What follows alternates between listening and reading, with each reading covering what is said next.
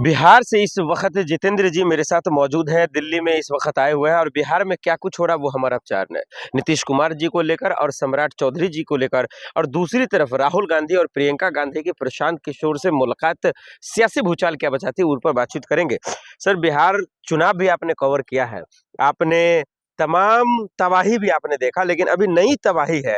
एक तरफ मोदी जी माफ कीजिए नीतीश जी बुर्खा उतार रहे हैं, सम्राट चौधरी जी बुलडोजर चलाकर कहर ढा रहे हैं। ये क्या हो रहा है? ये बिहार में गजबे हो रहा है। देखिए, सबसे पहली बात है कि बिहार वासियों को बहुत बहुत बधाई आपके माध्यम से कि आपने एक ऐसा सरकार चुना जो आपको 10,000 रुपये तो दिया, लेकिन आखिर में आपको बुलडोजर का भी सामना करना पड़ रहा है। बिल्कुल। और उस जो है ना बुलडोजर जो चल रहा है वो सबसे ज़्यादा उस समाज पे चल रहा है जो पिछड़ा है, दलित है और माइनॉरिटी के लोग हैं, जनरल कास्ट में गरीब लोग हैं, जिन्होंने भाजपा को वोट दिया है, चिराग पासवान जी को दिया, नीतीश जी को दिया, मोदी जी के नाम पर वोट किया। आज उन्हीं लोग के घर पे बुलडोजर चल रहा है। मैं ये पूछना चाहता हूँ कि सम्राट चौधरी जी अगर इतने ही अच्छे और ईमानदार गृह मंत्री हैं, तो बिहार में इतने बड़े बड़े भूमाफिया हैं, उनके घरों पे बुलडोजर कब चलाएंगे वो? इसका इंतजार हम कर रहे हैं।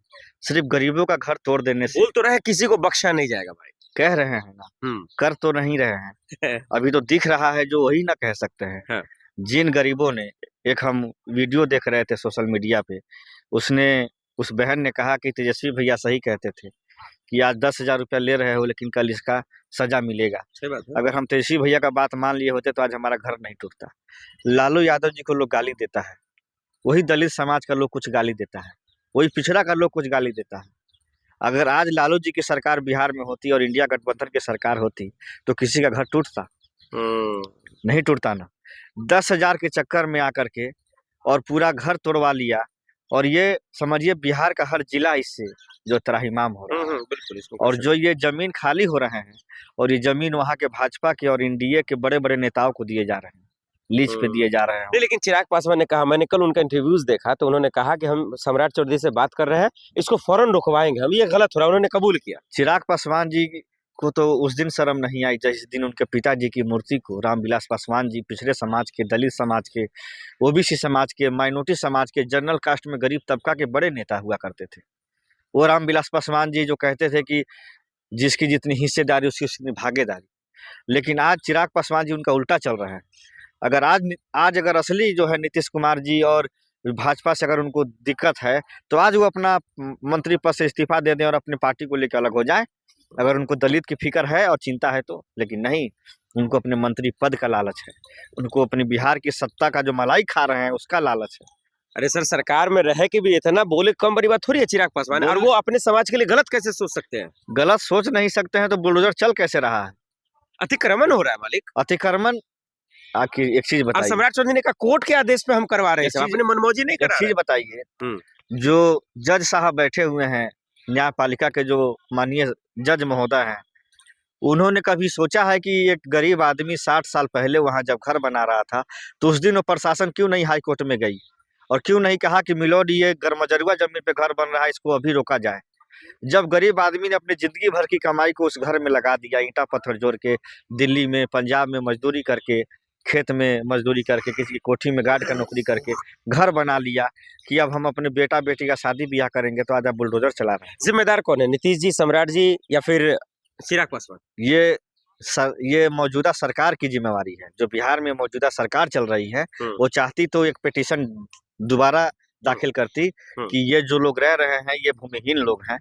और बाबा साहब के संविधान में ये लिखा गया है कि जो दलित परिवार हो या पिछड़ा परिवार हो या आदिवासी परिवार हो या माइनॉरिटी हो या जनरल कास्ट में जो भूमिहीन लोग हैं, अगर उनका घर तोड़ा जा रहा है तो सबसे पहले 5 डिसमिल जमीन उनको एक जगह दिया जाए और घर बना कर दिया जाए। ठीक है, झुग्गी तोड़ा गया तो उनको शिलाजीत ने फ्लैट बना के दिया, तब जाके दिल्ली का झुग्गी हटाया गया है।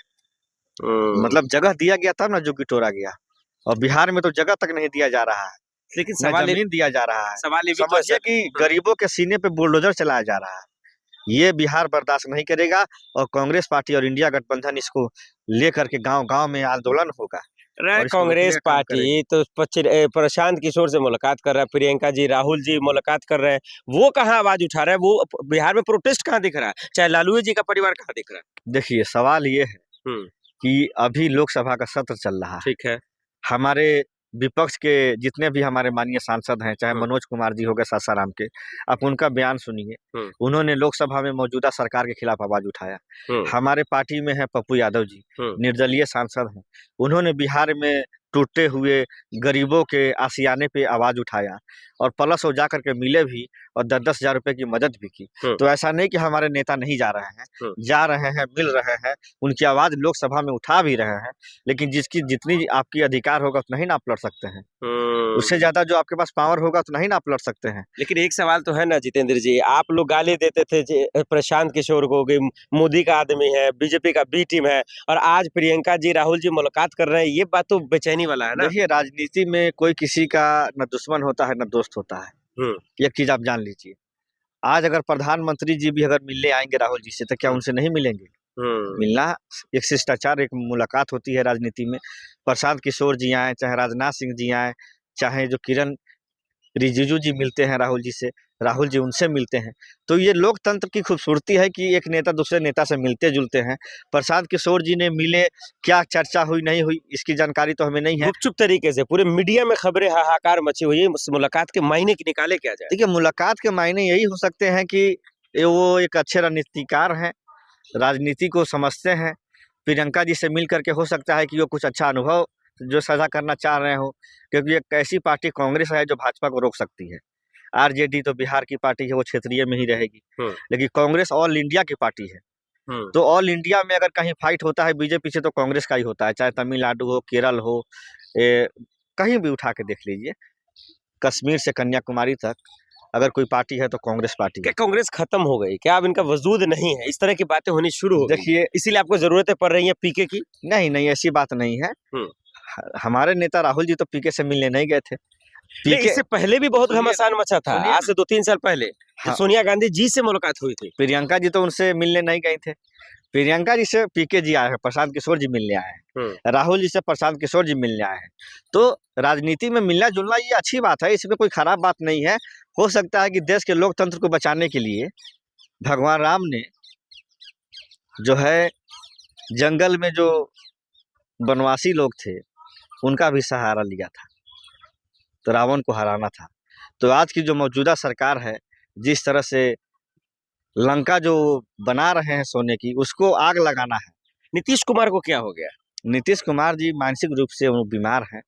जिस तरह से एक मुस्लिम महिला को सम्मान दिया जा रहा था, जिस तरह से उनका बुर्का हटाया गया, हम इसकी घोर निंदा करते हैं, क्योंकि किसी भी धर्म में जो लिखा गया है उसका पालन होना चाहिए। सही बात है। हिंदू धर्म में माँ बहनें जो है सर पे आंचल रखती हैं, बड़ों के सामने घूंघट करती हैं, तो इसका मतलब ये नहीं है कि अगर आप बड़े हैं तो उसका घूंघट हटा दीजिए।